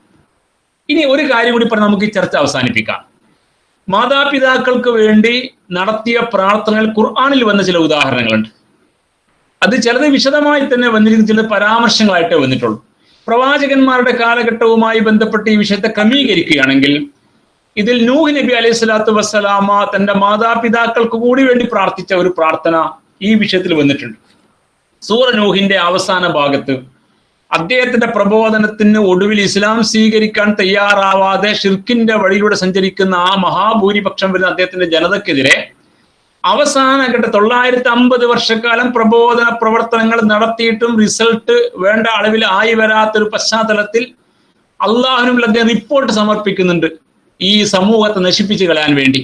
കാരണം ഇനി ജനിക്കാൻ പോകുന്നത് പോലും വലാ യലിദു ഇല്ല ഫാജിറൻ കഫാറ, ധിക്കാരികളും തമ്മാടികളും നിഷേധികളുമായിട്ട് മാത്രമേ ജനിക്കു പടച്ചവൻ, അത്രയും മൂടറച്ചു പോയി ജനത എന്ന് പറയുന്ന അദ്ദേഹത്തിന്റെ റിപ്പോർട്ട് പറയുന്ന കൂട്ടത്തിൽ അദ്ദേഹം നടത്തുന്ന പ്രാർത്ഥനയിൽ റബ്ബി ഗഫിർലി വലി വാലിദയ്യ വലിമൻ ദഖല ബൈതിയ മുഅ്മിനൻ വലിൽ മുഅ്മിനീന വൽ മുഅ്മിനാത്ത് വലാ തസിർ ളാലിമീന ഇല്ലാ തബാറ, സൂറ നൂഹിലെ അവസാനത്തെ ആയത്ത, അവസാന ഭാഗമാണ്. അതിൽ അദ്ദേഹം റബ്ബി ഗഫിർലി, നാഥ എനിക്ക് നീ പുറത്തു തരണമേ, വലി വാലിദയ്യ എന്റെ മാതാപിതാക്കൾക്കും, വലിമൻ ദഖല ബൈതിയ മുഅ്മിനൻ വലിൽ മുഅ്മിനീന വൽ മുഅ്മിനാത്ത് എന്റെ ഈ ഭവനത്തിൽ പ്രവേശിച്ച വിശ്വാസികളായി പ്രവേശിച്ച എല്ലാവർക്കും, എല്ലാ മുഅ്മിനീങ്ങളായ പുരുഷന്മാർക്കും എല്ലാ മുഅ്മിനാത്തുകളായ സ്ത്രീകൾക്കും നീ പുറത്തു തരണമേ എന്നാണ്. ഇത് പ്രാർത്ഥനയുടെ ഒരു രീതിയാണ്. ആ പ്രവാചകൻ പ്രാർത്ഥിക്കുകയാണ്. എന്റെ വീട്ടിൽ എന്ന് പറയുമ്പോൾ പ്രവാചകന്റെ ഭവനത്തിലാണ്. പ്രവാചകന്റെ ഭവനം പ്രവാചകന്റെ പള്ളിയായിരുന്നു എന്ന് തഫ്സീറിൽ കാണാൻ സാധിക്കും. എന്തായിരുന്നാലും ഇസ്ലാമിന്റെ കേന്ദ്രമാണ് ആ ഭവനം. അപ്പൊ അവിടെ പ്രവേശിക്കുന്നവർ മുസ്ലിമീങ്ങളായിട്ട് അതിന്റെ കൂടെയുള്ള ആളുകൾ, അവർക്കും അവരിൽപ്പെട്ട മുഅ്മിനീങ്ങൾക്കും മുഅ്മിനാത്തുകൾക്കും പ്രാർത്ഥിക്കണം എന്ന് പറയുന്ന പ്രാർത്ഥന ആദ്യ ഭാഗത്ത് റബ്ബി ഗഫിർലി, എന്റെ പാപങ്ങളിൽ എനിക്ക് പുറത്തു തരണമേ എന്നാണ്. ഒരു പ്രവാചകനാണ് കേട്ടോ പാപമോചനത്തിന് വേണ്ടി പ്രാർത്ഥിക്കുന്നത്. പ്രവാചകന്മാർ മഅ്സൂമീങ്ങളാണ് അലൈഹിമുസ്സലാം. അപ്പൊ നമ്മൾ എത്ര കണ്ട് പ്രാർത്ഥിക്കണം എന്ന കാര്യം ആദ്യം ഓർക്കുക. രണ്ടാമതായി അവനവന്റെ പരലോക മോക്ഷത്തെ കുറിച്ച് സ്മരിക്കുന്നിടത്ത് തൊട്ടുടനെ പിന്നീട് ആ പ്രവാചകൻ വലി വാലിദയ്യ എന്റെ മാതാപിതാക്കൾക്കും വേണ്ടി എന്നാണ് പറയുന്നത്. അപ്പോൾ നമ്മുടെ പരലോകം, നമ്മുടെ സ്വർഗം, നമ്മുടെ വിചാരണ, നമ്മുടെ സ്വർഗപ്രവേശനം, നരകത്തിൽ നിന്നുള്ള വിമോചനം, ഖബറിലെ ശിക്ഷയിൽ നിന്ന് രക്ഷപ്പെടൽ, വിചാരണ എളുപ്പമാകൽ തുടങ്ങി പരലോകവുമായി ബന്ധപ്പെട്ട ഇഹലോകത്ത് ഈമാനോടുകൂടി ജീവിച്ച് മരിക്കുക എന്ന് തുടങ്ങി ഈ പരലോകത്തിന്റെ ആ സ്വർഗപ്രവേശനം വരെയുള്ള ഘട്ടങ്ങൾ വെച്ചുകൊണ്ട് നമ്മൾ ഏതേത് പ്രാർത്ഥനകൾ നടത്തുന്നുവോ ആ പ്രാർത്ഥനകളുടെ കൂടെ നമ്മുടെ മാതാപിതാക്കളുടെ കാര്യത്തിലും ഇതേ സംഗതിക്ക് വേണ്ടി പ്രാർത്ഥിക്കുക എന്നത് മാതൃകയാണ് ഇസ്ലാമിൽ എന്ന് പ്രവാചകൻ നൂഹ് നബി അലൈഹി സ്വലാത്തു വസ്സലാമിന്റെ പ്രാർത്ഥനയിലൂടെ നമുക്ക് മനസ്സിലാക്കാൻ കഴിയും. ഇതാണ് ഈ സന്ദർഭവുമായി ബന്ധപ്പെട്ട് നാം പഠിക്കേണ്ടുന്ന ആ വചനത്തിലെ മർമ്മം. ഇനി ആ ക്രമത്തിൽ വരുമ്പോൾ ഇബ്രാഹിം നബി അലൈഹി സ്വലാത്തു വസ്സലാം നടത്തിയ പ്രാർത്ഥനയുണ്ട് ഖുർആനിൽ. സൂറ ഇബ്രാഹിമിലെ 40-41 വചനങ്ങൾ. റബ്ബി ജഅൽനി മുഖീമസ്സലാ, ഇബ്രാഹിം അലൈഹി സ്വലാത്തു വസ്സലാം പ്രാർത്ഥിക്കുന്നു. റബ്ബി ജഅൽനി മുഖീമസ്സലാ, അല്ലാഹുവേ എന്നെ നീ നമസ്കാരം നേരെ ചൊവ്വെ നിലനിർത്തുന്ന ആളുകളിൽ പെടുത്തണം. നമസ്കാരം ഇഖാമത്തുസ്സലാ, നമസ്കരിക്കുക എന്നതല്ല, നമസ്കാരം അതിന്റെ ക്രമപ്രവൃത്തമായി നിലനിർത്തുക എന്നതാണ് ഇഖാമത്ത് സ്വലാത്ത് കൊണ്ട് ഉദ്ദേശിക്കുന്നത്. ഖുശൂഓടുകൂടി നമസ്കരിക്കുക, സമയനിഷ്ഠ പാലിക്കുക, സംഘടിതമായി നമസ്കരിക്കുന്ന 3 ഉപാധികൾ ചേരുമ്പോഴാണ്, അഥവാ ഭയഭക്തിയോടുകൂടി നമസ്കാരം നിർവഹിക്കുക, നേരെ ചൊവ്വെ അള്ളാഹു മുന്നിൽ നിൽക്കുന്ന ബോധ്യത്തോടു കൂടി സമയം ക്രമമായി പാലിച്ചുകൊണ്ട് തന്നെ നിർവഹിക്കുക, അത് സംഘടിതമായി നിർവഹിക്കുക. ഈ 3 ഉപാധിയും ചേരുമ്പോഴാണ് ഒരാൾ മുഖീമുസ്സലാത്ത് ആവാന്ന് ഈ ആയത്തിന്റെ ഇഖാമത്തുസ്സലാ എന്ന പ്രയോഗത്തിന്റെ അടിസ്ഥാനത്തിൽ പണ്ഡിതന്മാർ പറഞ്ഞു വെച്ചിട്ടുണ്ട്. അപ്പൊ പടച്ചവനെ ഇവിടെ അദ്ദേഹത്തിന്റെ ദുആ ഇബ്രാഹിം അലൈഹി സ്വലാം പ്രാർത്ഥിക്കുന്നത് എന്നെ മുഖീമുസ്സലാത്ത് ആക്കണേ എന്നാണ്. റബ്ബി ജഅൽനി മുഖീമസ്സലാ, പടച്ചവൻ എന്നെ നീ മുഖീമുസ്സലാത്തിൽ നമസ്കാരം നേരെ ചൊവ്വെ നിർവഹിക്കുന്നത് ഉൾപ്പെടുത്തണം. ഒമിൻ ദുർരിയത്തിന്റെ സന്താനങ്ങളെയും അങ്ങനെയാക്കണം. ഓരോ പിതാവും മാതാവും പ്രാർത്ഥിക്കേണ്ട പ്രാർത്ഥനയാണ്. നമ്മൾ ഓരോരുത്തരും പ്രാർത്ഥിക്കേണ്ടത്. നമ്മളെ മക്കളെ കാര്യത്തിൽ ഈ പ്രാർത്ഥന എത്തുന്നുണ്ട്. അദ്ദേഹം സ്വന്തം കാര്യം പറയുന്നു, എന്നെ നീ മുഖീമുസ്സലാത്ത് ആക്കണം. ഇബ്രാഹിം നബി അലൈഹി സ്വലാത്തു വസ്സലാമയാണ് പ്രാർത്ഥിക്കുന്നത് കേട്ടോ. അള്ളാന്റെ ഖലീൽ, അള്ളാന്റെ കൂട്ടുകാരൻ, മാതൃകയായിട്ട് ഖുർആൻ ഉദ്ധരിച്ച ഉമ്മത്തായിട്ട്, ഒരു വ്യക്തി ഉമ്മത്തായി മാറിയ മാതൃകയായിട്ട് ഖുർആൻ ഉദാഹരിച്ച മഹാവ്യക്തിത്വം. അദ്ദേഹം പ്രാർത്ഥിക്കണം, എന്നെ നീ നമസ്കാരം നേരെ ചൊവ്വെ നിർവഹിക്കുന്നവർ പെടുത്തണമേ എന്ന്. അപ്പൊ നമസ്കാരത്തെ കുറിച്ച് നല്ല ബോധ്യമുള്ള, പരലോകത്തെ കുറിച്ച് ബോധ്യമുള്ള, അള്ളാഹു അത്തരത്തിൽ യഖീനുള്ള ഈമാൻ നൽകാൻ വേണ്ടി കുറെ പരീക്ഷണങ്ങളൊക്കെ നേരെ ചൊവ്വെ നടത്തി ഉറപ്പിച്ച ഒരു വ്യക്തിത്വമാണ് ഇബ്രാഹിം നബി അലൈഹി സ്വലാത്തു വസ്സലാം. അദ്ദേഹം പ്രാർത്ഥിക്കുകയാണ്, പടച്ചവൻ എന്നെ മുഖീമുസ്സലാത്താക്കണെന്നാ. നമ്മൾ ഈ ദുർബലരായ മനുഷ്യർ ഇങ്ങനെ പ്രാർത്ഥിക്കുന്നില്ല, നമുക്ക് നിസ്കാരം നേരെ ചൊവ്വെ നിർവഹിക്കാനും പറ്റും. നമുക്ക് സമയം തെറ്റിയുണ്ടാകും, അല്ലെങ്കിൽ നമുക്ക് ഖുശൂ കിട്ടൂല, അല്ലെങ്കിൽ വസ്വാസിലായി പോകും, അല്ലെങ്കിലോ സംഘടന നിസ്കരിക്കാൻ കഴിയില്ല. അങ്ങനെ ഒരുപാട് പ്രശ്നങ്ങൾ നമുക്കൊക്കെ ഉണ്ട്. അപ്പൊ നമ്മൾ എത്രത്തോളം ഈ കാര്യത്തിൽ ജാഗ്രതായ പ്രാർത്ഥന നടത്തുകയും എത്രത്തോളം ആ കാര്യം ഭംഗിയായി നിർവഹിക്കാൻ നമ്മുടെ സമയത്തെയും ജീവിതത്തെയും ക്രമീകരിക്കുകയും ചെയ്യണമെന്ന് ഒന്ന് ചിന്തിക്കുന്നത് നല്ലതാണ്, എന്നോടും പിന്നീട് നിങ്ങളോടും. അപ്പൊ ഇബ്രാഹിം നബി അലൈഹി സ്വലാം പ്രാർത്ഥിക്കുന്നു, റബ്ബി ജഅൽനി മുഖീമസ്സലാ, എന്നെ നീ നമസ്കാരം നേരെ ചൊവ്വെ നിർവഹിക്കുന്നതിൽ പെടുത്തണം. അടുത്ത ആവശ്യം എന്താണ്? വമിൻ ദുർരിയത്തി, എന്റെ സന്താന പരമ്പരയും അങ്ങനെ തന്നെയാവണം. അപ്പൊ നമ്മുടെ മക്കൾ അങ്ങനെയാവണം. നമ്മൾ മാതാപിതാക്കളോട് കാണിക്കുന്ന ഇഹ്സാനെ കുറിച്ച് പഠിക്കുക. അപ്പൊ നമ്മുടെ മാതാപിതാക്കൾ നമ്മളോട് കാണിക്കേണ്ടുന്ന ഇഹ്സാൻ, നമ്മോട് കാണിക്കേണ്ടുന്ന ഭാഗമാണ് ഇത്. നമ്മളെ യഥാവിധി ഇസ്ലാമികമായി ചിന്തിക്കുന്ന, പ്രവർത്തിക്കുന്ന, നിസ്കരിക്കുന്ന, ഇസ്ലാമിന്റെ കൾച്ചർ ഉൾക്കൊള്ളുന്ന, ഇസ്ലാമിനെ ശരിയാവണ്ണം റെപ്രസെന്റ് ചെയ്യാൻ കഴിയുന്ന വ്യക്തികളാക്കി മാറ്റുക എന്നത് പ്രവർത്തനപരമായി സംഭവിക്കണം, പ്രാർത്ഥനാപരമായി സംഭവിക്കണം. ഇപ്പൊ നമ്മളിത് കേൾക്കുമ്പോൾ നമ്മളാകുന്ന ആളുകൾ, നമുക്ക് മക്കളുണ്ട്, ഇപ്പോൾ നമ്മൾ മാതാപിതാക്കളാണ്. അപ്പൊ നമ്മുടെ ബാധ്യതയെ കുറിച്ച് ഓർമ്മപ്പെടുത്തുകയാണ്. നമ്മുടെ മക്കളും ഈ അർത്ഥത്തിൽ തന്നെ യഥാർത്ഥത്തിൽ നമസ്കാരം നേരെ ചൊവ്വേ നിർവഹിക്കുന്നവരായി ജീവിക്കുന്ന അവസ്ഥയിൽ അവരെ മാറ്റിയെടുക്കാനും അതിനുവേണ്ടി അവർക്ക് ഉദവിക്കേണ്ടി പ്രാർത്ഥിക്കാനും നമുക്ക് ബാധ്യതയുണ്ട്. വമിൻ ദുർരിയത്തി, എന്റെ സന്താന പരമ്പര ഇങ്ങനെ തന്നെ ആവണം. റബ്ബനാ വതഖബ്ബൽ ദുആ, അതിന് പ്രാർത്ഥന തുടരുകയാണ്. സൂറ ഇബ്രാഹിമിലെ 40-ാമത് വചനം. റബ്ബനാ വതഖബ്ബൽ ദുആ, ഞങ്ങളുടെ നാഥ ഞങ്ങളുടെ പ്രാർത്ഥന നീ സ്വീകരിക്കണമേ. പ്രാർത്ഥന സ്വീകരിക്കണേ എന്ന് അള്ളാഹുവിനോട് പ്രാർത്ഥിക്കണം. നമ്മൾ പ്രാർത്ഥിച്ചാൽ മാത്രം പോരാ, പ്രാർത്ഥന സ്വീകരിക്കണേ എന്നും അള്ളാഹുവിനോട് പ്രാർത്ഥിക്കണം. ഫാത്തിഹ സൂറ അവസാനിക്കുമ്പോൾ ആമീൻ എന്ന് പറയുന്നില്ലേ? ഉറക്കെ പറയണോ മെല്ലെ പറഞ്ഞ ചർച്ച വേറെയാണ്. ഉറക്കെ പറഞ്ഞാലും മെല്ലെ പറഞ്ഞാലും ആമീൻ എന്ന് പറയുമ്പോൾ ഞങ്ങളുടെ പ്രാർത്ഥനയ്ക്ക് ഉത്തരം നൽകണമേ എന്ന അടുത്ത പ്രാർത്ഥനയാണ്. ഇഹ്ദിന സിറാത്തുൽ മുസ്തഖീം എന്ന ദുആ, അതാണ് ദുആ. ആ ദുആ സ്വീകരിക്കണമെന്ന് വീണ്ടും നമ്മൾ അള്ളാഹുവിനോട് പ്രാർത്ഥിക്കണം. അപ്പൊ പ്രാർത്ഥന സ്വീകരിക്കാൻ വേണ്ടി ഇബ്രാഹിം നബി അള്ളാഹുവിനോട് പ്രാർത്ഥിക്കുന്നു. എന്നിട്ട് അടുത്ത വാക്യം, ഈ ആദ്യ വാക്യത്തിൽ അദ്ദേഹത്തിന്റെ കാര്യവും മക്കളെ കാര്യവും പറഞ്ഞു. ഒരു പിതാവും മാതാവും ചിന്തിക്കേണ്ടത് അങ്ങനെയാണ്. ഒരു മകൻ, ഇനി ഒരു മകൻ എങ്ങനെ ചിന്തിക്കുന്നു? മകനായി ഇദ്ദേഹം വീണ്ടും പ്രാർത്ഥിക്കുന്നു, റബ്ബന ഞങ്ങളുടെ നാഥ, റബ്ബന ഗഫിർലി, എനിക്ക് നീ പുറത്തു തരണമേ എന്നാണ്. ഇബ്രാഹിം നബി അദ്ദേഹത്തിന് വേണ്ടി പൊറുക്കലിനെ തേടുന്നു.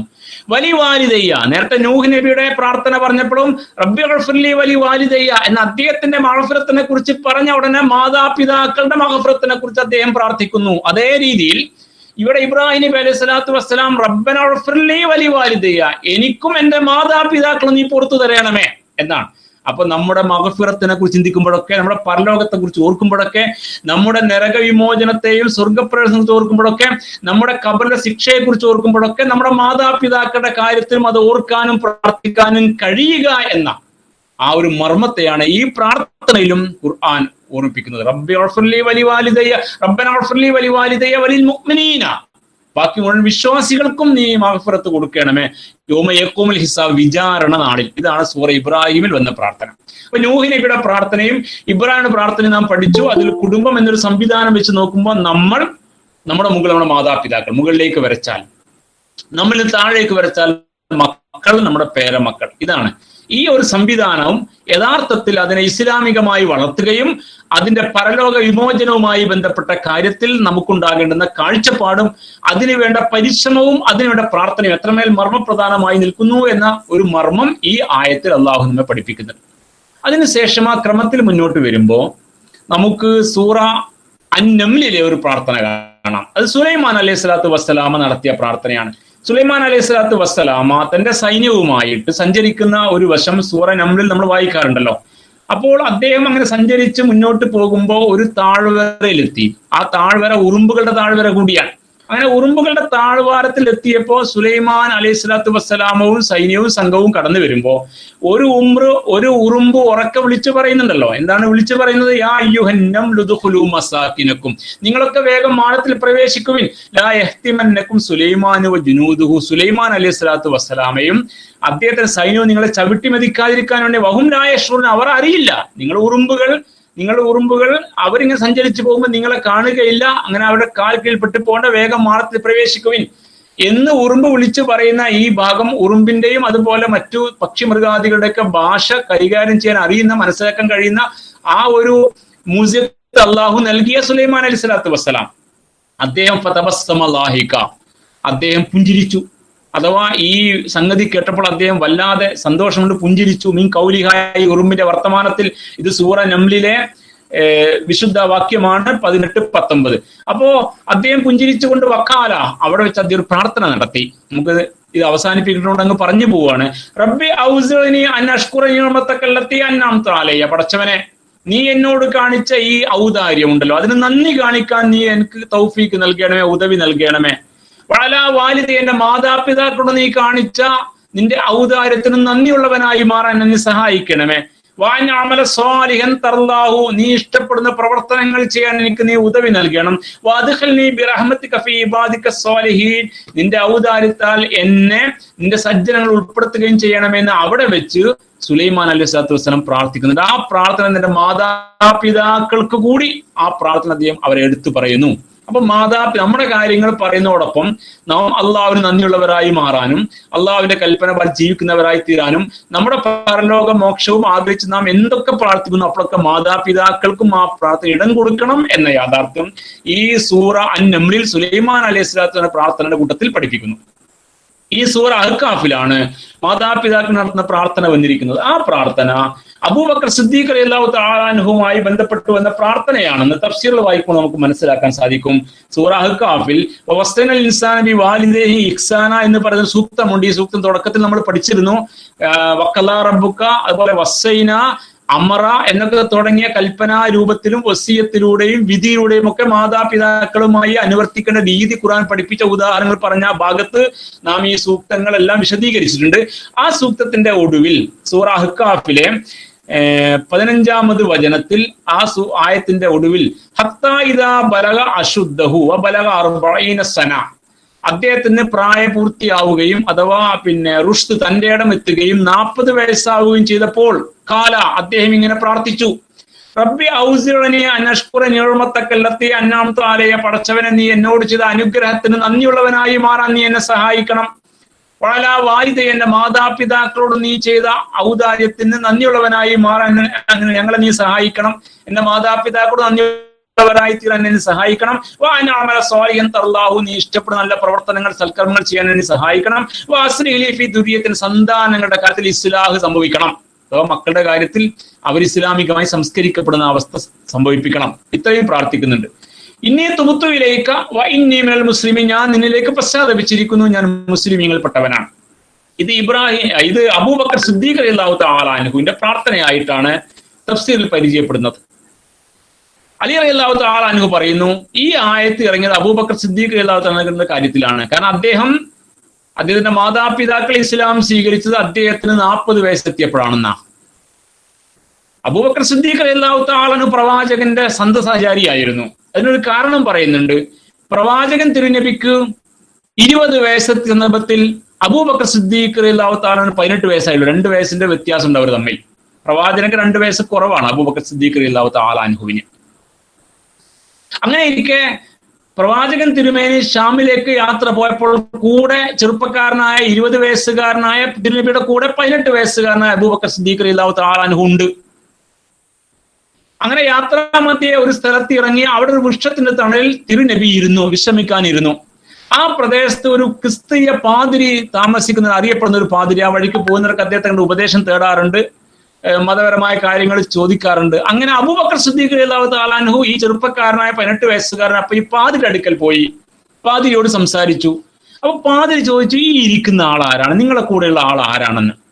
അപ്പൊ അബൂബക്കർ സിദ്ദീഖ് റളിയല്ലാഹു തആല അൻഹു പറഞ്ഞു, അത് മുഹമ്മദാണ്, മുഹമ്മദ് അബ്ദുള്ളയുടെ മകൻ. അപ്പൊ ഈ പാതിരി പറഞ്ഞ ഹാദാ വല്ലാഹി നബിയുൻ, അല്ലാഹുവാണ് സത്യം, ഇദ്ദേഹം പ്രവാചകനാണ്. ഈ മരത്തിന്റെ താഴെ ആരും തണല് കൊള്ളാൻ ഇരുന്നിട്ടില്ല. ഈസ പ്രവാചകന് ശേഷം ഒരാളും ഇരുന്നിട്ടില്ല ഇദ്ദേഹമല്ലാതെ. അഥവാ അതുകൊണ്ട് അദ്ദേഹം പ്രവാചകനാണ്. ലക്ഷണം നോക്കിയിട്ട് അദ്ദേഹം പറഞ്ഞു എന്നുള്ളതാണ്. ഇതോടുകൂടി ഇതോടുകൂടി മുഹമ്മദ് നബിയെ കുറിച്ച് വല്ലാത്ത വിശ്വാസവും ഉറപ്പും അബൂബക്കർ സിദ്ദീഖിന്റെ ഹൃദയത്തിൽ അങ്ങ് ആണ്ട് പൂണ്ടുപോയി. അതിന്റെ പേര് തന്നെ സിദ്ദീഖ് എന്നാണല്ലോ. തിരുനബി ഒരു കാര്യം പറഞ്ഞാൽ പിന്നീട് രണ്ടാമത് ആലോചിക്കാൻ, അത് വിശ്വസിക്കുന്ന കാര്യത്തിൽ രണ്ടാമത് ആലോചന ആവശ്യമില്ലാത്ത വിധം തിരുനബിയെ സത്യപ്പെടുന്ന വ്യക്തിത്വമായിരുന്നു സ്വദ്ദഖ അബൂബക്കർ സിദ്ദീഖ്. അതുകൊണ്ട് തസ്ദീഖ് സിദ്ദീഖ് എന്ന പേര് വന്നത്. അപ്പൊ അങ്ങനെയുള്ള വ്യക്തിത്വമായിരുന്നു അദ്ദേഹം. അതിനുശേഷം എല്ലാ സമയവും തിരുനബിയെ ഇങ്ങനെ വിടാതെ സഹവസിക്കുന്ന, അദ്ദേഹത്തെ ശ്രദ്ധിച്ചും അദ്ദേഹത്തിന്റെ കൂടെയുമാകുന്ന ഒരു രീതി അബൂബക്കർ സിദ്ദീഖ് റളിയല്ലാഹു തആല അൻഹു സ്വീകരിച്ചിരുന്നു, യാത്രയിലും നാട്ടിലുള്ളപ്പോഴും ഒക്കെ. അങ്ങനെ തിരുനബിക്ക് 40 വയസ്സ് നുബുവത്ത് കിട്ടുമ്പോ അബൂബക്കർ സിദ്ദീഖിന് 38 വയസ്സാണ് റളിയല്ലാഹു തആല അൻഹു. അതിനുശേഷം നുബുവത്തിന്റെ ശേഷം 2 കൊല്ലം കഴിഞ്ഞപ്പോ അബൂബക്കർ സിദ്ദീഖ് റളിയല്ലാഹു തആല അൻഹുവിന്റെ ഉമ്മയും ഉപ്പയും ഇസ്ലാം സ്വീകരിച്ചു. അവർ നേരത്തെ മുസ്ലിമീങ്ങളായിരുന്നില്ല. അവിടെ പേരുകളൊക്കെ രേഖപ്പെടുത്തിയിട്ടുണ്ട്. അബൂബക്കർ റളിയല്ലാഹു ഉപ്പയുടെ പേര് കുഹാഫ ഉസ്മാൻ എന്നായിരുന്നു. കുഹാഫ ഉസ്മാൻ ഇബ്നു ആമിർ. ഉമ്മയുടെ പേര് ഉമ്മുൽ ഖൈർ എന്നാണ് വിളിപ്പേര്. അവരുടെ പേര് സൽമ ബിൻത് സഹർ എന്നായിരുന്നു. സൽമ. ഈ രണ്ടുപേരും ഇസ്ലാം സ്വീകരിച്ചു.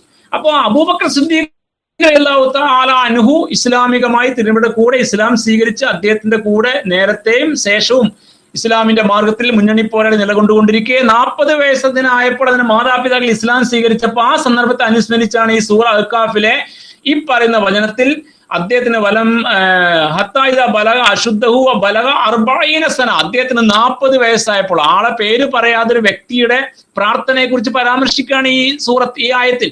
അപ്പൊ അവിടെ വ്യക്തിയുടെ പേര് ഖുർആൻ പരാമർശിച്ചില്ല, മറിച്ച് ഈ ആയത്ത് അബൂബക്കർ സിദ്ദീഖിന്റെ കാര്യത്തിൽ ഇറങ്ങിയതാണ്. അപ്പൊ പല 40 സനത്തിൽ 40 വയസ്സെത്തിയപ്പോൾ കാല അദ്ദേഹം പ്രാർത്ഥിച്ചു, റബ്ബി ഔസിഅനി അൻ അഷ്കുറ നിഅമതകല്ലത്തി അൻഅംത അലയ്യ വഅലാ വാലിദയ്യ, എന്റെ കാര്യത്തിലും എന്റെ മാതാപിതാക്കളുടെ കാര്യത്തിൽ നീ നൽകിയ അനുഗ്രഹത്തിൽ നന്ദി പറയാൻ, നന്ദി പ്രകാശിപ്പിക്കാൻ കഴിയും വിധമുള്ള ഒരു അടിമയാക്കി എന്നെ നീ മാറ്റണമേ. അതാണ് പ്രാർത്ഥന. വാൻ അമല സ്വാലിഹൻ തർല്ലാഹു, നീ ഇഷ്ടപ്പെടുന്ന പ്രവർത്തനങ്ങൾ ചെയ്യാനും, വാസ്ലി ദുരിയത്തിന്റെ മക്കളുടെ കാര്യത്തിൽ ഇസ്ലാമികമായ സംസ്കരണം ഇസ്ലാം സാധ്യമാകണമേ. ഇനി തുപ്തുവിലേക്ക് ഞാൻ നിന്നിലേക്ക് പശ്ചാത്തപിച്ചിരിക്കുന്നു. ഇന്നീ മിനൽ മുസ്ലിമീൻ, ഞാൻ മുസ്ലിങ്ങളിൽപ്പെട്ടവനാണ്. അപ്പോ മാതാപിതാക്കൾക്ക് വേണ്ടി ഖുർആനിൽ നിന്ന് പ്രാർത്ഥനകളാണ് നാം പഠിക്കുന്ന ഈ വചനത്തിൽ വഖുർ റബ്ബി റഹ്മുക കമാ റബ്ബയാനി സഗീറ എന്ന ആ പ്രാർത്ഥനാ വാക്യത്തെ തുടർച്ചയിൽ പഠിച്ചത്.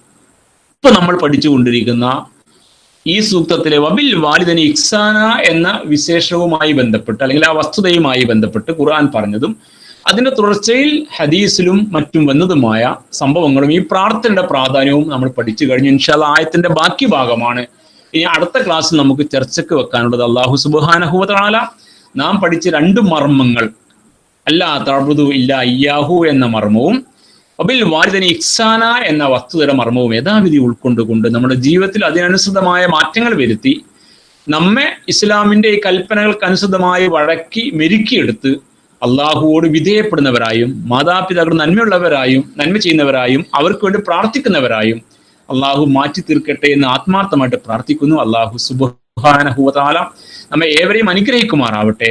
നമ്മുടെ വീഴ്ചകൾ അള്ളാഹു വിട്ടുപുറത്ത് മാപ്പാക്കി തരുമാറാവട്ടെ. ഈ പഠനം നമ്മുടെ ജീവിതത്തിൽ ഗുണപരമായ മാറ്റങ്ങൾക്ക് കാരണമാകുമാറാവട്ടെ. നമുക്ക് സംഭവിച്ചു പോയ എല്ലാ തെറ്റുകുറ്റങ്ങളും തമ്പുരാൻ വിട്ടുപുറത്ത് മാപ്പാക്കി തരുമാറാവട്ടെ. നമ്മിൽ നിന്ന് മരിച്ചുപോയ നമ്മുടെ മാതാപിതാക്കൾക്ക് അള്ളാഹു മഗ്ഫിറത്തും മർഹമത്തും നൽകി അവരുടെ ബർസഖിലെ ജീവിതം സ്വർഗീയ അനുഭൂതികൾ നിറഞ്ഞ ജീവിതമാക്കി അള്ളാഹു മാറ്റി കൊടുക്കുമാറാവട്ടെ. നമ്മുടെ കൂടെ ജീവിക്കുന്ന മാതാപിതാക്കൾക്ക് അള്ളാഹു അവന്റെ കാരുണ്യത്താൽ അവരുടെ പാപങ്ങൾ പുറത്തു കൊടുത്തും അവർക്ക് ആഫിയത്തും ആരോഗ്യവും പ്രദാനം ചെയ്തും ഈമാനോടുകൂടി അവർക്കും നമുക്കും ജീവിച്ച് മരിക്കാനുള്ള അവസരവും നൽകി അള്ളാഹു നമ്മെ അനുഗ്രഹിക്കുമാറാവട്ടെ. റബ്ബനാ ആതിനാ ഫിദ്ദുനിയ ഹസന വഫിൽ ആഖിറതി ഹസനതൻ വഖിനാ അദാബന്നാർ. റബ്ബനാ ഹബ് ലനാ മിൻ അസ്വാജിനാ വദുരിയാതിനാ ഖുറത അഅ്യുനിൻ വജ്അൽനാ ലിൽമുത്തഖീന ഇമാമാ. ربنا آتنا من لدنك رحمة وهيئ لنا من أمرنا رشدا رب ارحمهم كما ربونا صغارا ربنا تقبل منا إنك أنت السميع العليم وتب علينا إنك أنت التواب الرحيم واغفر لنا يا غافر المذنبين وارحمنا بأنواع رحمتك يا أرحم الراحمين. سبحان ربك رب العزة عما يصفون وسلام على المرسلين والحمد لله رب العالمين. آمين برحمتك يا